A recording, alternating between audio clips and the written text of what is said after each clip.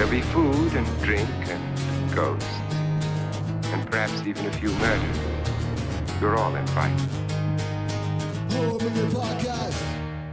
Welcome to Blood, Gore, and Ghouls, a horror movie podcast. I'm your host, Ian Van Gogh.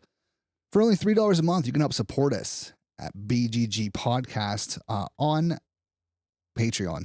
Wow, I missed that one. On Patreon, over there. Support us at BGG Podcast. Get a shout out on every episode. Get yourself a gold tier subscription at patreon.com/BGG Podcast.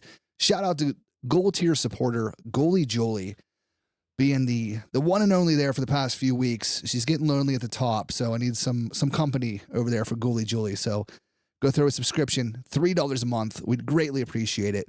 We are, of course, on Instagram, Facebook, TikTok, and Discord. Be sure to follow on all the social medias. Stay up to date on everything that we are doing. Now, if you're listening to the audio version of the podcast, hit that follow button, download our weekly episodes, and give us a 5-star rating.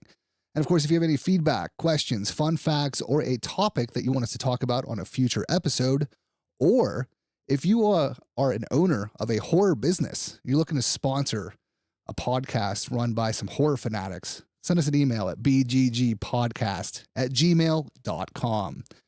Now, this episode will be available right before Valentine's Day. And as is tradition on Blood, Gore, and Ghouls, I invited a very special guest for yet another holiday episode. So please welcome back Mrs. Ghoul herself, my beautiful wife, Erin. Get over here! My wife. Flawless victory. Hi, babe. Hi. What's up? Well, not much. Just your holiday gal here. That's right. For the podcast. Every holiday. Every holiday. It's a tradition. Every holiday. Does that include birthdays? Yes. Okay. It does now. It does now. It's a holiday. It counts. I was just curious. Yeah. Your birthday, my birthday. So next holiday, that does not include some of the federal holidays of like President's Day coming up on Monday. It's a As we're twofer. recording Yeah, it's a it. twofer. A date of recording, I should say. Right. Monday is President's Day, and but we have St. Patrick's Day. Oh, yeah. Yep. So catch me next month, guys. That's right. Maybe. Back at it next month for some. 'Cause I wasn't here for January. True. Yeah. Skipped Martin Luther King Jr. Day. Yeah. Mm. Get it next time. Yeah. Should. Can't catch them all, but we'll get there. We will. Yeah. But what's been new? Oh, not much. Not much. Just add new members to the family. Yeah, I was gonna say got a puppy, so I'm a little exhausted from that. Yeah, right. But other than that, nothing. Day to day. Kind of since we I wasn't on January. Just the downturn of all the holidays. Just Yeah. recovering from that exhaustion, but otherwise nothing. Nothing's new. All right. Fair enough. Yeah. All right. Well, we have a new segment for the show. We'll just get right into it. I screwed that up really bad. I've been arrogant, and I apologize. I fucked it up so badly. So when I listen to other horror movie podcasts, and I've listened to numerous ones over the years, there's nothing that makes me stop listening to one quicker than people being wrong about things repeatedly. So I'm here to apologize, because as I said last week, I do consider myself, pretty knowledgeable when it comes to movies and in particular horror movies. But as soon as I hit the record button, any information or knowledge, that I've learned over the years just simply disappears immediately. So I think I've misstated or been incorrect about probably at least one thing on every episode. So this is a new segment of the show where I correct my mistakes from the previous episode. So last week, I said that Gillian Flynn was the director of Gone Girl, and that was completely wrong. So Gillian Flynn is the author of the novel, and David Fincher, who happens to be one of my favorite directors, is the director of Gone Girl. So, I should not have fucked that up, but I did. So Gillian Flynn will be writing the screenplay for the remake of The Attack of the 50-Foot Woman that will be directed by Tim Burton. So I wanted to clear that up. Also, I did incorrectly state that Saw 3D, the final chapter, was the 6th installment of the Saw franchise, when in reality, it is the 7th film. That one I don't feel quite as bad about because there are 35 Saw movies. So anything after part 4, I've only ever watched once. So, it's a little easier to mix those up, but I did want to clear the air. I just want to say that I am sorry for my fuck ups. I'd love to say that it won't happen again, but it absolutely will. So you can look forward to this segment and probably about every episode where I fix the fuck ups from the previous one. So again, I'm sorry. Let's get into the news. Scary movie. News! So, of course, there's a brand new Alien movie on the way from 2013's Evil Dead and Don't Breathe director Fede Alvarez. Per Deadline, it's officially been given the title Alien Romulus. So we have been calling it that. That was the kind of title that we suspected it was going to be, but it is now official. And Alien Romulus is currently set to launch into theaters on August 16th of this year. So according to the star, Kaylee Spaney, in a recent chat with Variety, Alien Romulus movie takes place between the first two films, which we were also aware of. She said, quote, "It's supposed to slot in between the first movie and the second movie. They brought the same team from Aliens, the James Cameron film. The same people who built those xenomorphs actually came on and built ours." So I already was pretty hyped for it. So it's in good hands. I love Fede Alvarez, everything he does. So I was already hyped for it. But the fact that they're bringing in the creative team that designed the xenomorphs from Aliens has me even more hyped. Like, it's got to be good. It said, quote, "So getting to see the original design with the original people who have been working on these films for 45 plus years and has been so much of the life has been really, really incredible. The project has been described as, quote, an original standalone feature, one that will focus on a group of young people on a distant world." Spaney leads the cast alongside Isabella Merced, David Johnson, Archie Reno, Spike Fern, and Eileen Wu. Fede Alvarez co-wrote the script with Rado Saez, who also wrote the 2013 Evil Dead.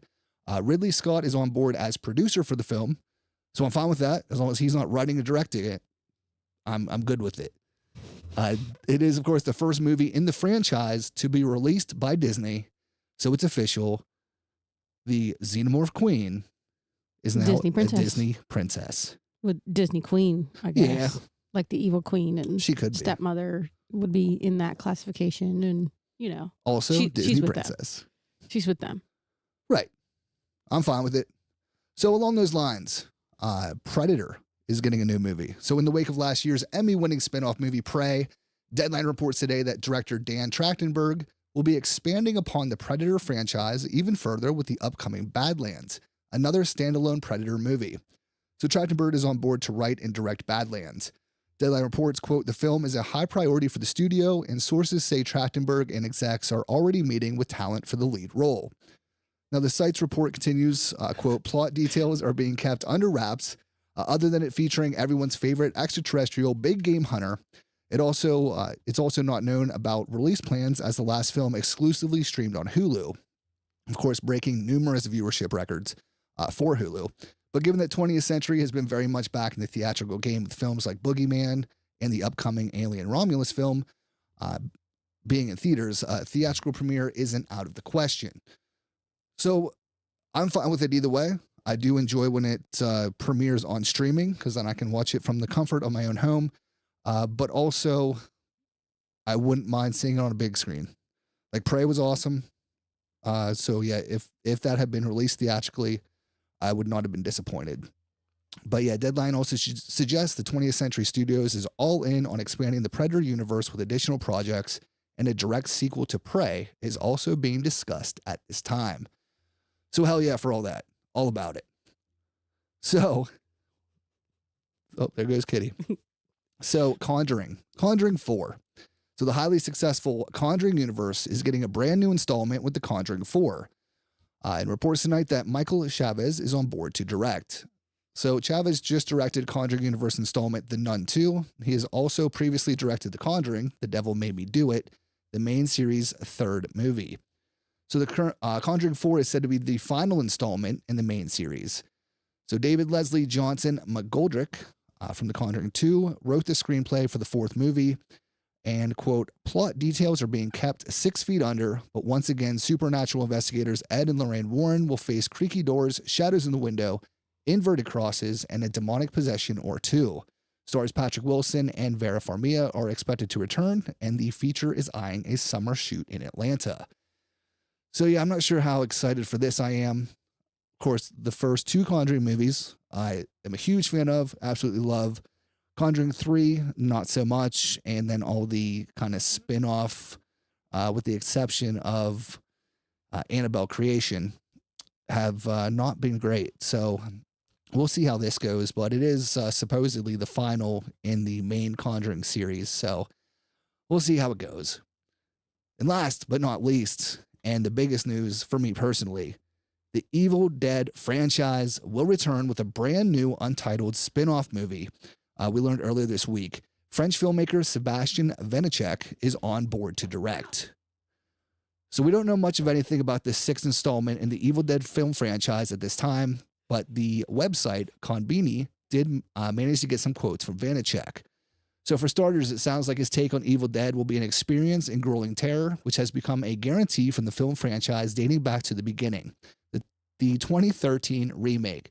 So I got to pause. for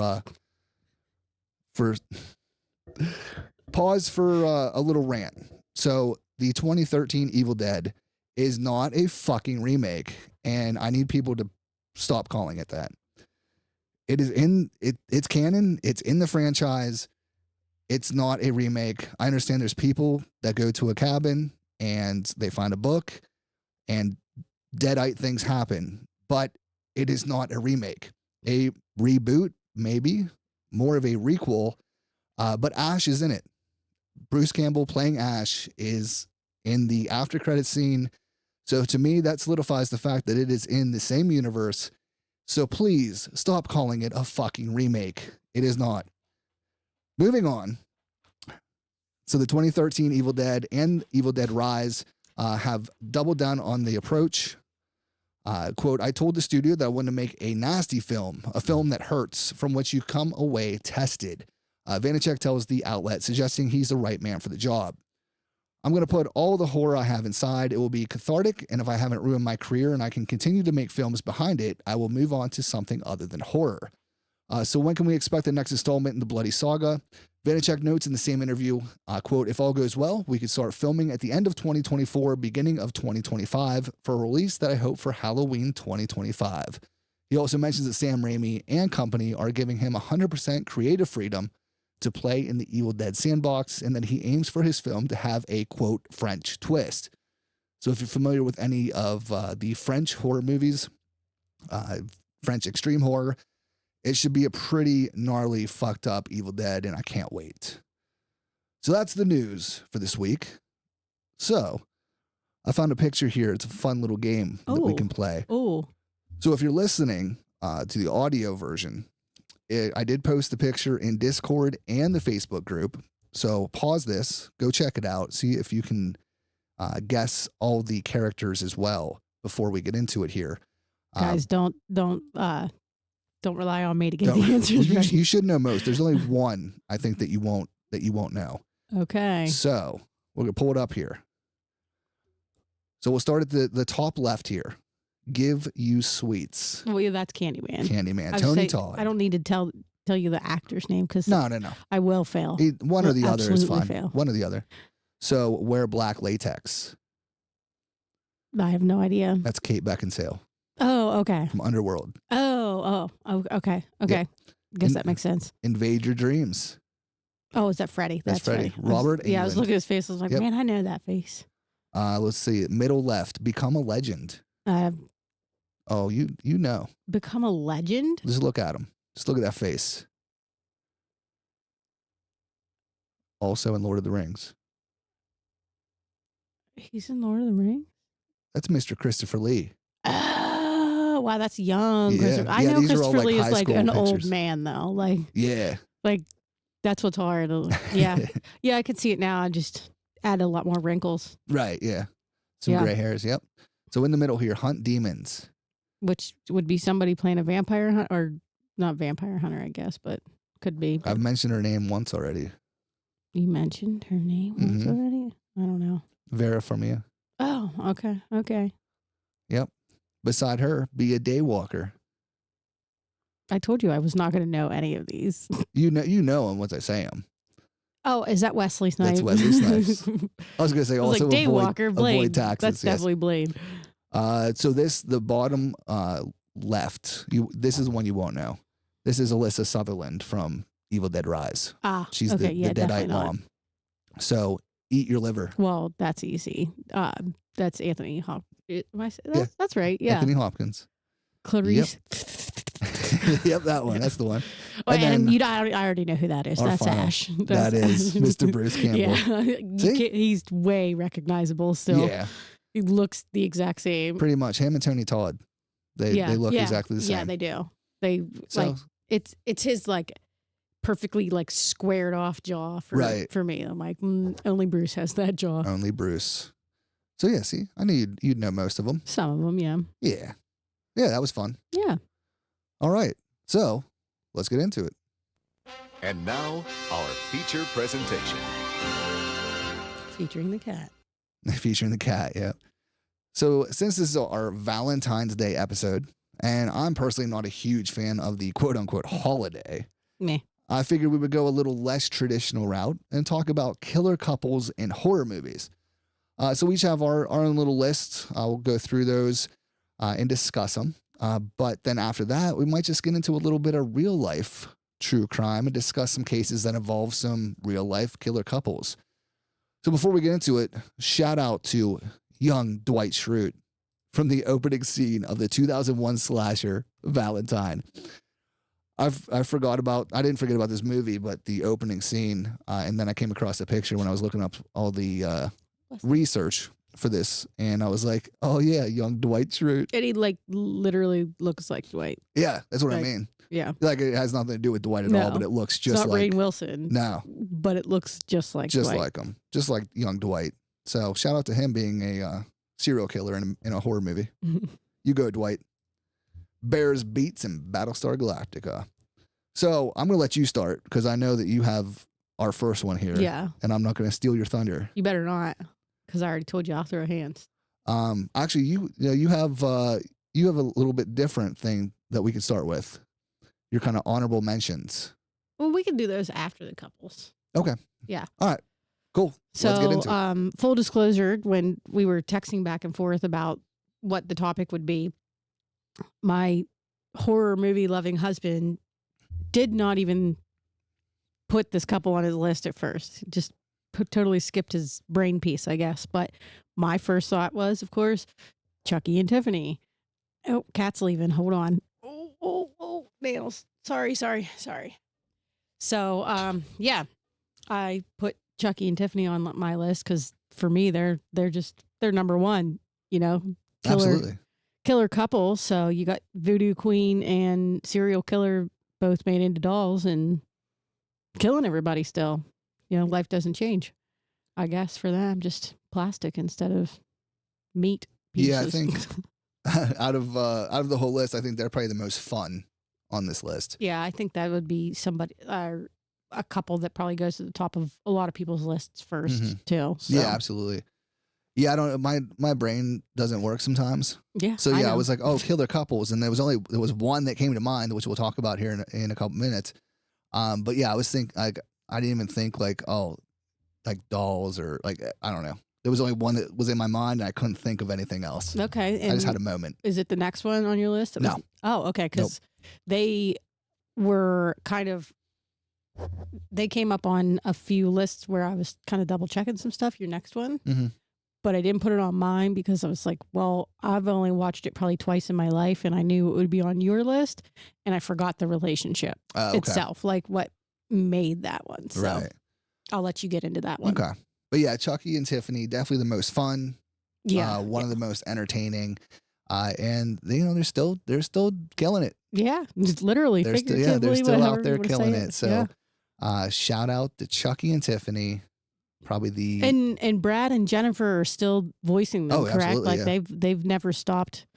That's what, like TV show and everything, right? I thought so. So like literally, the two of them are going tough. Good for them. Good for them. Yeah, they've never have not been a part of it. So yeah, hell yeah. Tiffany says, "Fuck you, Barbie. I got this in the bag." Barbie, eat your heart out. So yeah, so my my first one then, I guess, would be Julia and Frank from Hellraiser. Of course, played by Claire Higgins and Sean Chapman.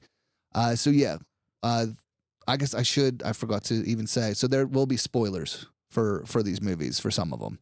So, warning, spoilers. So Hellraiser. Julia is, of course, married. I can't remember his name, but it's Frank's brother. Yes, that's what I forgot about. Yeah, Like, I can never remember his yeah. name, but yeah. So Frank's brother, she's married to him, and of course has an affair with Frank. Frank's the kind of douchebag brother drifter who just shows up one day and they bang it out, and she's in love. So Frank comes across the Le Marchand puzzle box Mhm. and is curious, opens it up, and of course, chains and pain and torture ensues. But after a freak accident of her husband, again, can't remember his name, cutting his hand, bleeding all over the attic floor where Frank was killed, it brings him back as a freaky little corpse who needs blood to kind of pull himself back together. So that's where Julia comes back in here, and she murders people. Finds all the dudes to make the pieces. Yep, murders people, brings him back, and then, of course, at the end, She's the final puzzle piece. yeah, well, Frank kills his brother and takes his skin. So, yep. And of course, Frank, gets his shit at the end and is torn apart by the Cenobites. His just desserts. His just desserts, yep. Of course, right. He's torn apart right after his infamous line of "Jesus wept" as he explodes. As the cinnamon buns get him. The cinnamon buns, yes. Pin Daddy and the cinnamon buns. What's your next one? You just want to go down the line? Yeah, you can go onto this one. Okay. I'm waiting to see if my other one has come up. I only have one other one on the list. Oh, okay. So, because like I said, I didn't have many come to mind, and I knew you would have more, but these guys didn't even come across anything, and it's a good one. All right, so the next one is Missy and Dean from Get Out. Of course, from 2017, played by Catherine Keener and Bradley Whitford. And I love him. He's a great bad guy. He's a great bad guy. I remember the first time I saw this, I didn't even recognize him because he looks like this now. And I'm used to him having like the curly hair. I guess. I recognize him as the look he has now, but like from my understanding too, he's like this awesome guy to meet, but he always plays the bad guy, so I'd almost be intimidated to meet him.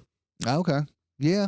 I don't know. I recognize him from like comedies though, before all this. He was always kind of in the douchebag role in comedies too. So you're right. Like there's not a lot of roles that he plays the quote unquote nice guy, if you will. So he's so good as a bad guy though. He really is, yeah. So Get Out. So of course, these two people are essentially kidnapping African Americans to body snatch them, use their bodies as a vessel.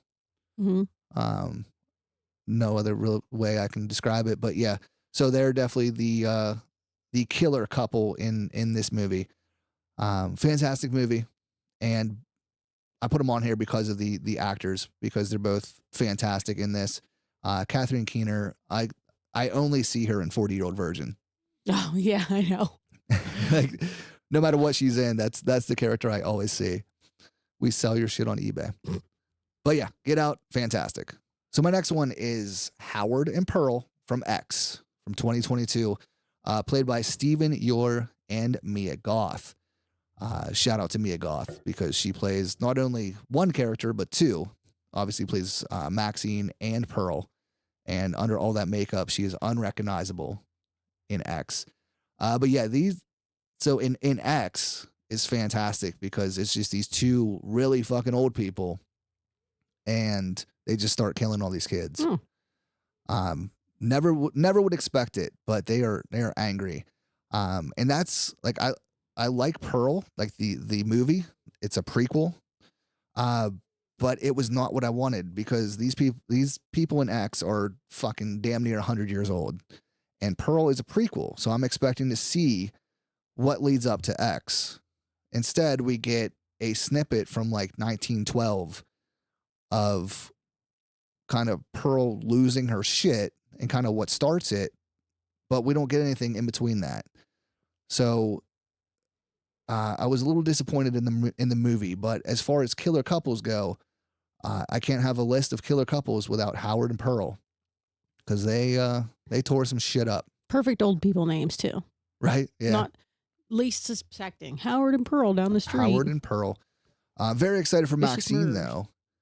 Maxine is the third in the trilogy, and since the Super Bowl is tonight, there are rumors that we may get a trailer for Maxine. Okay. So I'll be watching, hoping. I'm definitely Fingers watching crossed. commercials and halftime show. And halftime show. For sure. Don't care about the in-betweens. Yeah. Well, neither do I, but I'll watch it. So my next one here on the list is You're Next. So Z and Felix from You're Next. These people are fucked up. I mean, all these people are fucked up, but in You're Next, Felix here is one of the brothers in the family. Z is his girlfriend, and they essentially are out to kill all of their family. So Z kills his dad, straight up, and I'm sorry, Felix. I keep fucking their names up. Felix kills his dad. Z is there for support, and I don't know. It's just a great movie overall. That's one way to cut off your family. Yep. Yeah, it's Felix and then his brother who are behind it. They hire the men in the masks, but yeah, another fantastic movie. But yeah, there is a killer couple in there, so I had to include it.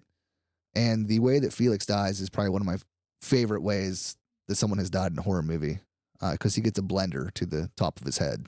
Aww. It's pretty entertaining. Rest in peace. Nah, or not. Rest in peace. Well, no, the actual actor though, Nicholas Tucci, did pass away in real life. Oh well, So then that for is real, sad. rest in peace. That is That sad. is sad. Yeah, he was a good actor. Your next one. Is that the one you got?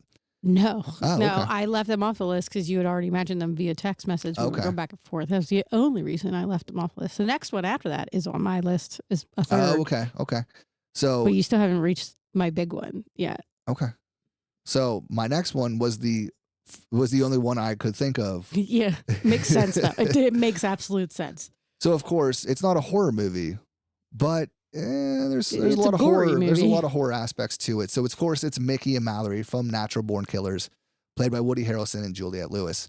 But yeah, killer couples. That was the first thing that came to mind, and that was the only thing that came to mind until I kind of thought about it more. But yeah, this movie's brutal. It's got the blood and gore and the fucked upness of a horror movie. I actually started watching it a little bit last night. I fell asleep to it. So Yeah, I mean, it's like a sub classification of a horror movie because it's very gory, lots of killing, Mhm. but it's more like suspense thriller, if you will, but in a way, but right. Yeah, it's a little bit more. I mean, it's more true crime. yeah. A very kind of much of a stretch as far as the movie goes, but yeah, another very entertaining in a morbid way. Yeah. But yeah, they're just that whole movie is so great, like Insane, just as a yeah. movie. It is good. It's a good one. And yeah, just the entertainment factor of it is fantastic. So can't have a killer couple list without Mickey and Mallory. No, definitely not. So next one. Well, yeah, they're one of the ones on my list. Sweeney Todd and Mrs. Lovett. So Johnny Depp and Helena Bonham Carter for the movie not remake, but adaptation from the musical itself. And of course, we know Johnny Depp's character, Sweeney Todd, is the barber that hacks people up. The And demon then barber. Mrs. Lovett on the first floor cooks them into the meat pies. So, waste not, want not, I guess. Exactly, yeah. And I think it's great. I like musicals. I know you're not much of a musical man, but I I am though. I mean, yes and no. When it comes to these type. Yeah, I mean, you're not Sweeney Todd like and let's go watch Repo. The Wizard of Oz or anything, No. but you know, When they have a dark side Chicago to them, is a though. great movie, so you should probably watch it. Yeah, not that kind. Not You that want to talk kind of about musical. some killers? There's a few Oh. of them. Okay. Cell Block Row, but nonetheless, Sweeney Todd was on my list. Definitely a killer couple working together. Yeah. You know, Are they like an actual couple though? I couldn't remember. It's never really. I know like- Mrs. Lovett has some feelings. Well, I think they both do, but I think like killing is number one priority for Sweeney Todd himself, Right. And she's just here to support no matter what, you know. support and bake. Yeah. Fair enough. So Yeah, I mean, I put them on the list. I'm not. yeah, I wasn't worried about the I think details it's of like it. more of a just an assumed yes. You Right. know. Okay. But yeah, no, fantastic story, fantastic movie. Yeah. I love it. So my next one is actually the You last don't one. have mine on your I don't have it list. on there. I know what it is, but I don't have it on here, and we'll talk about it. Oh, we'll see. So my last one is Mommy and Daddy from The People Under the Stairs. Probably the outside of the Get Out couple. This is probably the most fucked up and the ones that you hate the most because they're just straight up racist garbage people. So yeah, Mommy and Daddy played by Wendy, Robbie, and Everett McGill. Very over the top performances, very over the top movie. But yeah, they're a pretty fucked up couple. Mhm. I'm not a fan of those characters. But again, couldn't have a list without Mommy and Daddy, so they're on Put it there. on there. Yep. So what do you got? Heather's, Oh, JD, okay. and Veronica. So I have never watched Heather's. Wow, oh my god.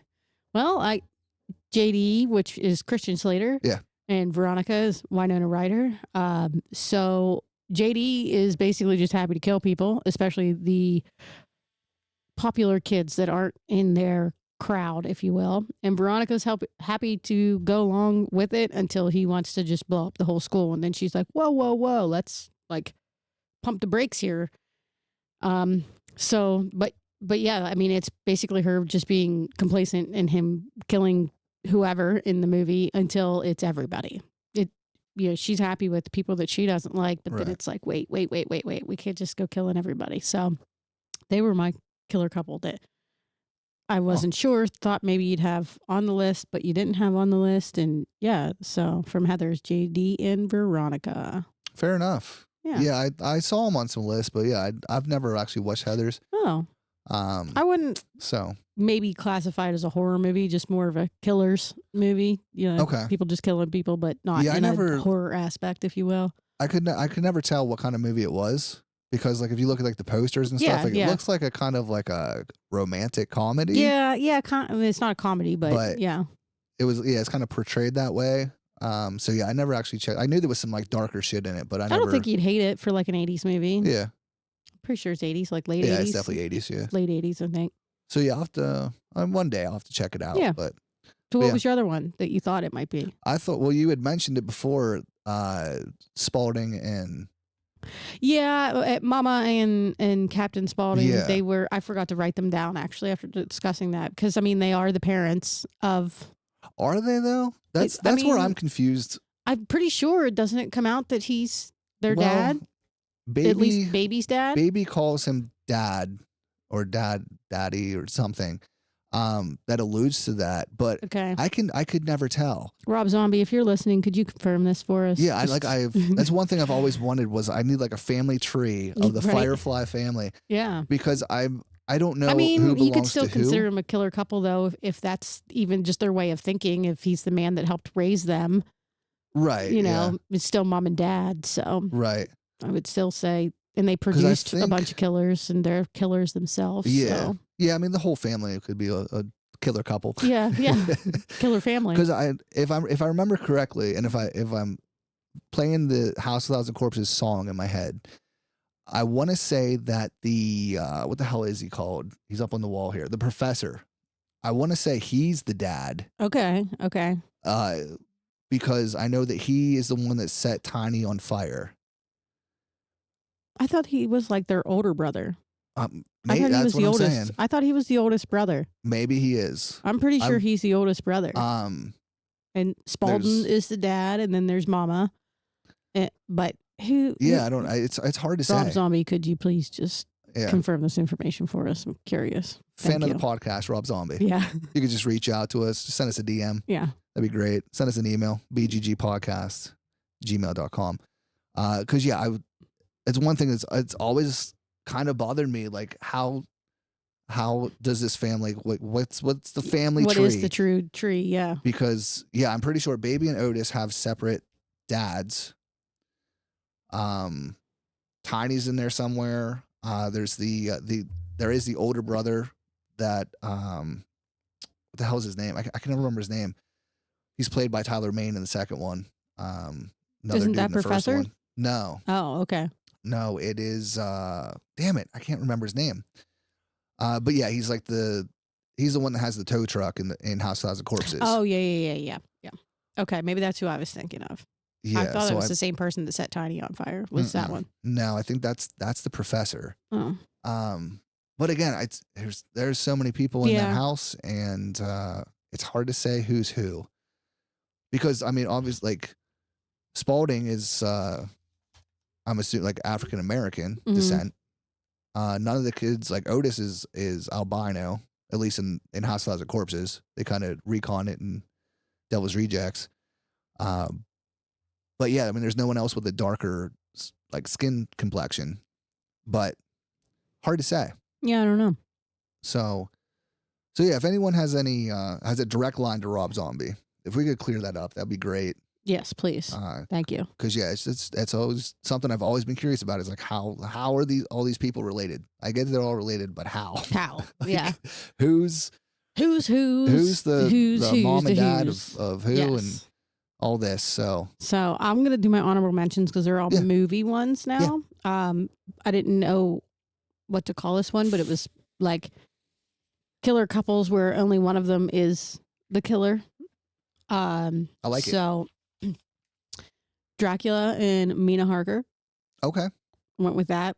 It's really a love triangle too, because Dracula with Jonathan, and he's the boring one. Mina falls in love with Dracula. Blah, blah, blah, blah. But thought, hey, how many adaptations do we have of that? And it's always Dracula and Mina. Then the monster and the bride from Frankenstein. Okay. Yeah. So, not that she really liked the monster at all and rejects him, but still, that was from the moment they reawakened. They're killers. Right. And then my personal favorite is Billy and Sydney.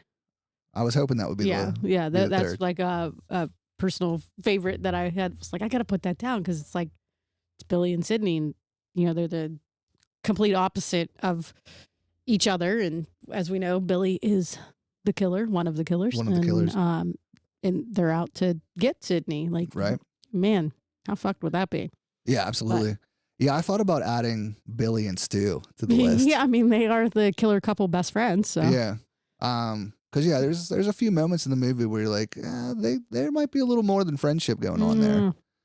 I think they're just goofy. Yeah, or they're just goofy friends. But silly goofy. But yeah, no, great list. I like it. Yeah. I like it a lot. So that's our horror movie list. Real life couples.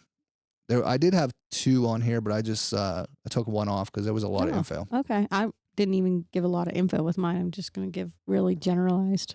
I didn't really anything crazy. Yeah, I mean, there's tons of these out there, and that's kind of why I'm like, I'll let the morbid ladies. Yeah. They cover all of it. They're awesome. Absolutely, they are my favorite weirdos. So I figured, I'll just give the better general baseline because I'm sure anybody that listens to horror or true crime podcasts have heard all of these people. So right. Yep. So this one I came across and I found it really interesting and super fucked up. So I thought I'd add it to the list. So this is Jasmine Richardson and Jeremy Steinke? Stinky Jeremy. So the story goes, or the details go, at 1 p.m. on April 23rd, 2006, the bodies of 42-year-old Mark Richardson and his 48-year-old wife, Deborah, were found in the basement of their home, and the body of their 8-year-old son, Tyler Jacob, was discovered upstairs. Absent from the home at the time was the couple's 12-year-old daughter, Jasmine. For a time, it was feared that she might have also been a victim, but she was arrested the following day in the community of Ller, Saskatchewan, about 130 kilometers or 81 miles away, with her 23-year-old boyfriend, Jeremy Allen Stinky. Both were charged with the 3 murders. Later on May 3rd, 2006, Stinky's friend, Casey Lancaster, 19, was charged with being an accessory for driving them away in her pickup truck later in the day and for disposing of evidence. So according to friends of Jasmine, Richardson's parents had grounded her for dating Stinky, obviously, because of the age disparity. Her friends also had criticized the relationship. Shortly after her arrest, Stinky asked her to marry him, and Richardson agreed. So according to friends of Stinky, I can't stop saying Stinky. I know you can't. He told them he was a 300-year-old werewolf. Woo. Yeah. Story doesn't check out. Mm-mm. He allegedly told his friends that he liked the taste of blood and wore a small vial of blood around his neck. He also had a user account at the vampirefreaks.com website. I mean, if you're a werewolf, you're not going to be a part of vampirefreaks.com, No. right? What's up They with like that? mortal enemies. Like if you're gonna fucking role play some horror shit, like at least get it right. Yeah. So the girl had a page at the same site, leading to speculation they met there. However, an acquaintance of Stinky later said the couple actually met at a punk rock show in early 2006. The couple were also found to be communicating at Nexopia, a popular website for young Canadians. Various messages they sent to each other were available to the public before the accounts were permanently removed by Nexopia staff. So Richardson's user page, under the name Runaway Devil, falsely That's the said... third. Like, now you got the devil, Now you- yeah, vampire, now you got the werewolves. devil. Honestly, come on. Pick a lane, buddy. Right? Pick a lane. Get it together. Preferably not with 12-year-olds. Yeah, right? Fucking disgusting. So falsely on there, she said that she was 15 and ended with the text, "Welcome to my tragic end." Just hours prior to committing the murders, Stinky and some friends reportedly watched the 1994 film Natural Born Killers about a young couple who go on a violent killing spree. Stinky told his friends that he and his girlfriend should go about their plans in a similar manner, but without sparing her little brother. Stinky also said to an undercover officer, quote, "You ever watch the movie Natural Born Killers? I think that's the best love story of all time." So under the Youth Criminal Justice Act, Richardson's name could no longer be published in Canada after she became a suspect. Under the same act, 12 is the youngest possible age at which a person can be charged with a crime. Convicts who were under 14 years of age at the time they committed a crime cannot be sentenced as adults and cannot be given more than a 10-year sentence. So on July 9th, 2007, Richardson, who had by then turned 13, was found guilty of 3 counts of first-degree murder. She's believed to be the youngest person ever convicted of a multiple murder in Canada. On November 8th, 2007, she was sentenced to the maximum allowed under law for someone her age, 10 years imprisonment. Her sentence included credit for 18 months already spent in custody, to be followed by 4 years in a psychiatric institution and 4.5 years under conditional supervision in the community. In September 2011, Richardson began attending classes at Mount Royal University in Calgary, Alberta, during the final years of her sentence. She was released from a 10-year sentence at a psychiatric hospital in the fall of 2011, and in October 2012, it was reported her rehabilitation was going well and she expressed remorse for her actions that experts considered genuine. In May 2016, her sentence was completed and she was freed of any further court-ordered conditions, restrictions, or supervision after a final sentence review on May 6, 2016. As far as Stinky, he admitted to the murder of the parents in conversation with an undercover police officer while in custody. He was tried in November 2008, found guilty by a jury on 3 counts of first-degree murder for the killings of the 3 Richardson victims. On December 15, 2008, Stinky was sentenced to 3 life sentences, 1 for each first-degree murder count. The sentences are to be served concurrently, and Stinky will be eligible for parole after serving 25 years. As far as the accomplice, Casey Lancaster, the accessory to murder charge against the couple's friend, Casey Lancaster, was dropped, and she pleaded guilty to an obstruction charge in Medicine Hat Provincial Court. She received 1-year house arrest as part of the plea bargain and was ordered to refrain from drugs and alcohol. So yeah, that was a wild one. 23-year-old meeting a 12-year-old and then convincing her that they should just kill her parents and her little brother because Natural Born Killers is the best love story of all time. Yeah. Like, get it together, people. Yeah.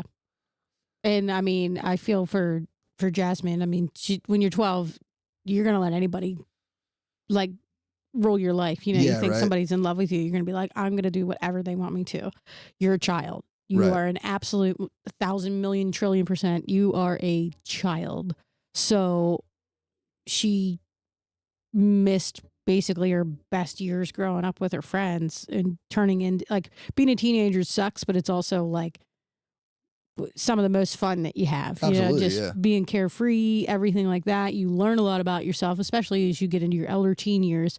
So it's good to know that she got a little bit of her life back at a younger age because she was just young 20s then, right? When she was it would have been 10 years, so 22 roughly. Yeah. So, I mean, not that you can't hold a grudge like, dude, you killed your parents and your brother, but also like people are very easily influenced at 12 years old. So, you know, I'm sure she did a lot of work for herself, and I hope that she's doing well and has maintained a much better life. I'm sure she will live the rest of her life with the grief of what she did too. Right. So, as you should. I mean, you still aren't going to get away from being a shitty murderer. Right. But also, like, Jeremy should just be serving life in prison, not just like 25 years. But yeah, she definitely is not. Prison system's much different than ours. Yeah, she's definitely not without fault. No. But yeah, that's you have a good point. Yeah, old stinky Jeremy, real piece of shit there. Yeah. So he deserves everything he gets in prison. And as parents of a 6-year-old child, stories like this, It's not a fan of. No, well, no, and this is where you have to do that whole like, okay, you know, have to be a parent and kind of explain things, and they're hard to explain sometimes when you're 6, and not that you go into full detail, but you have to just be like, listen, people can influence. I mean, they come home from school and will be so-and-so said this, and like quit believing every single word out of their mouth, which is hard for any 6-year-old to process that. Don't misunderstand me, but it's like, you know, if you know your truth, you stand up for yourself and just be like, I know that's not correct. And if you want to keep saying that, then go elsewhere and keep saying that. So I think my headstrongness will prevail eventually. Right. I don't know if I was quite that outspoken at 6 either, but you know, it happens. It does. Well, but yeah, I'll teach her. And on my side of it, the movie side, showing her all these movies and a little bit of horror stuff. Yeah. I was making all about it. Yeah. Well, yeah, obviously, but when we watch it, and you know, if there's some blood and gore and killing and whatnot, which, you know, happens, I always let her know, you know, it's fake. This is a movie. Yeah. So not real. So that, you know, when she's 12 and some scumbag dude is like, oh, this is the best movie ever, Natural Born Killers. Like, best well, love actually, story ever. And then Chucky like, and Tiffany are. Thank you. Yeah, right. So when you can turn into a doll, come talk to me. Yeah. Yeah. I mean, Mallory, pretty strong female, but very much under the control of Mickey. Yeah. Oh, Whereas Tiffany. Yeah, Tiffany Tiffany's holds like, her own. She is a strong, independent woman. Voodoo queen. That's right. So that's absolutely right. That's the way. That's the way we roll here. And taking her to some cons and meeting and seeing the actors. Oh and, yeah. Having an understanding too, like, oh, those people are actually really nice. That helps too. That's right. Like when she met Savini. Oh yeah. Scared the crap out of her, and then she was like, oh, he's cool.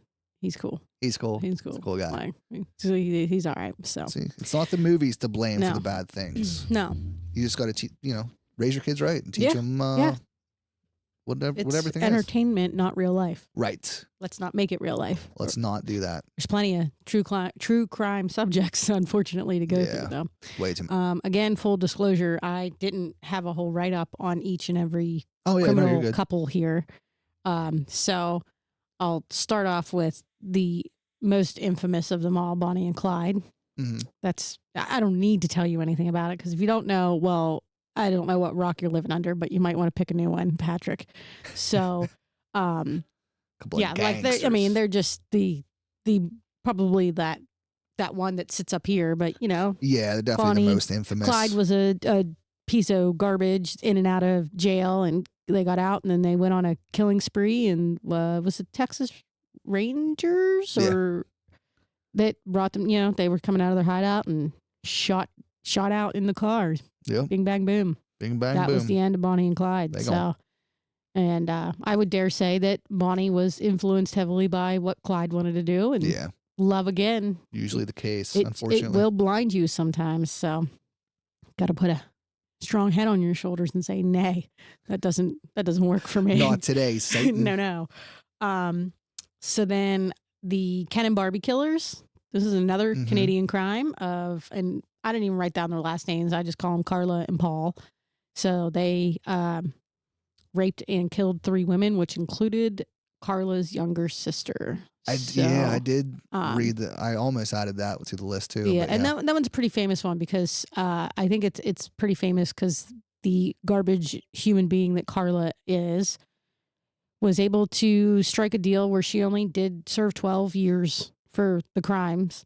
Paul he was life in prison, and but yeah, somehow, some way, she's been out walking free after 12 years. So she's been free for a while and has a whole nother name and that like a whole family and shit, right? Yeah, she's a scumbag too.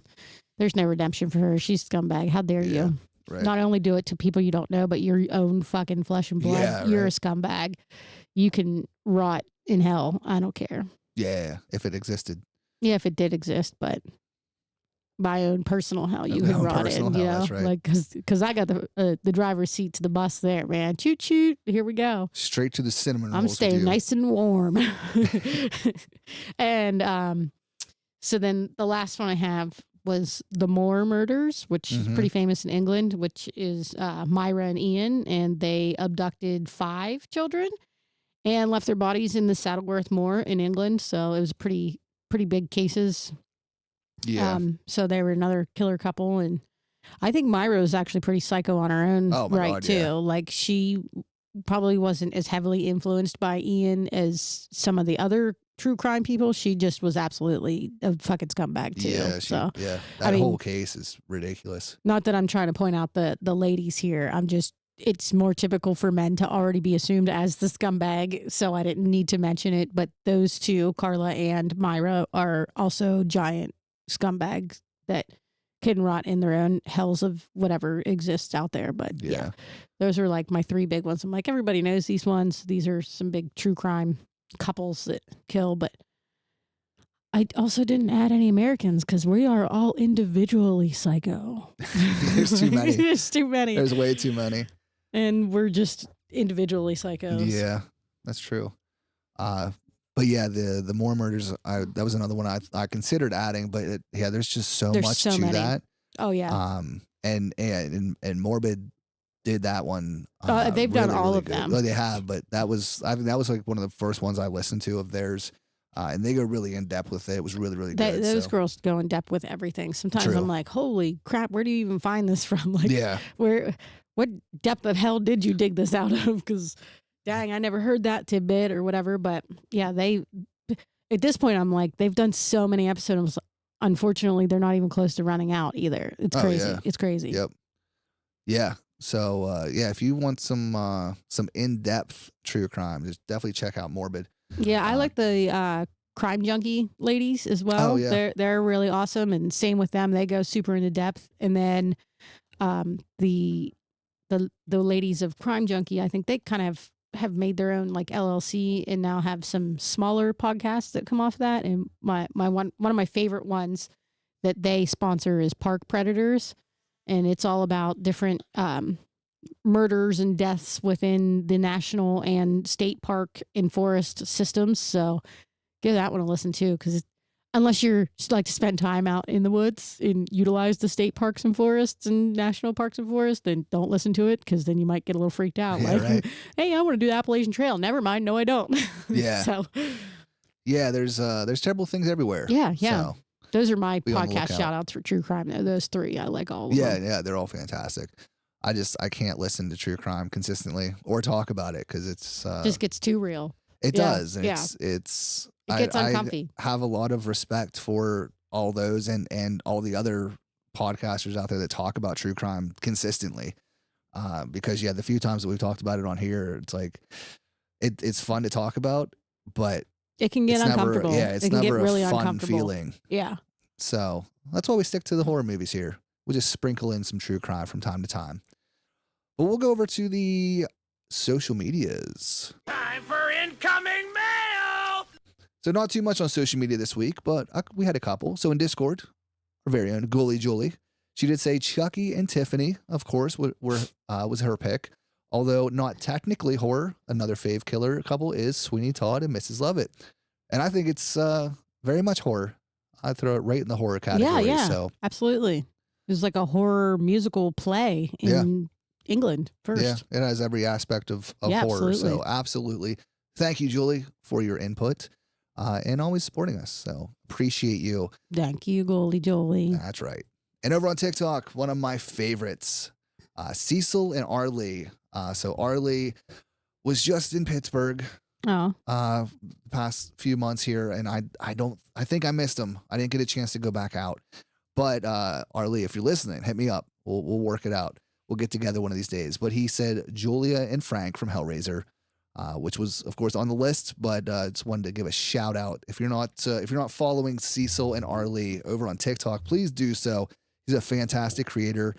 Cecil is his candy corn puppet who has a personality all of his own. Love it. And Arlie, for the past few months now, has been campaigning, trolling, if you will, the douchebags of TikTok with his campaign of having Rob Zombie remake Jaws. Oh God. And the amount of hate and dumbass comments he gets from people is just mind blowing. But It's he a lot always, of time. For yeah, people but he that just they makes enjoy wasting. he'll use those comments and make videos, Yeah, video absolutely. responses, and it's so entertaining. Because I don't know who made the actual like the fake poster, but it's literally the poster of Jaws, but instead of the shark, it's Sherry Moon Zombie. I was gonna say it's got to be his wife. I Yeah. just can see it, and I haven't even seen it. Like, So I didn't want to do that. I definitely support everything that Arlie's doing over there, all the trolling, and if Rob Zombie did make a Jaws remake, with or without Sherry Moon Zombie as the shark, I'd support it. I'm all about it. I want Rob, to see it. when you email us with the family tree, we'll talk more about the Jaws remake. Absolutely. This is a podcast just to Rob Zombie Yeah. with Yeah. love for It's always Valentine's with Day. love. Yeah, absolutely. Huge fan of Rob Zombie and his movies. Yeah, he's coming to the pavilion. All right. Well, Him and Alice Cooper. all right. Hit us up, Rob. Alice, you can hit us up too because you are Yeah. the fucking man. We've talked so. about Alice on here You guys quite can be a on bit. the podcast so if you want. So absolutely.